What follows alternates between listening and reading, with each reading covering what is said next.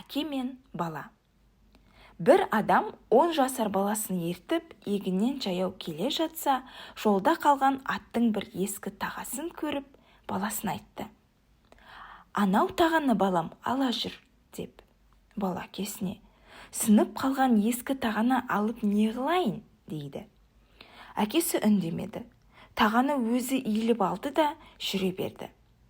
Қаланың шетінде темірші ұсталар бар екен. Соған жеткен соң, әкесі қайрылып, манағы тағаны соларға 3 тиынға сатты. Одан біраз жер өткен соң, шие сатып отырғандардан ол 3 тиынға бір талай шие сатып алды. Сонымен шиені орамалына түйіп, шетінен өзі бір-бірлеп алып жеп, баласына қарамай аяңдап жүре берді. Біраз жер өткен соң, әкесінің қолынан бір шие жерге түседі. Артында келе жатқан бала да тымақ қызығып келеді екен, жерге түскен шиені жалма-жан жерден алып аузына салады.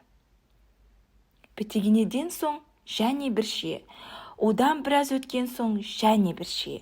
Сонымен әр жерде бір әкесінің қолынан түскен шиені 10 шақты рет иіліп жерден алып жеді. Ең соңында әкесі тоқтап тұрып айтты: «Көрдің бе?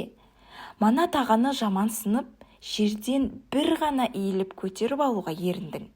Енді сол тағаға алған шиенің жерден түскенін аламын деп, бір еңкеудің орнына 10 еңкейдің.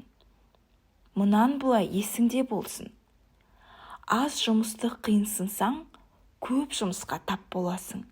Азға қанағат ете білмесең, көптен де құр қаласың», деді.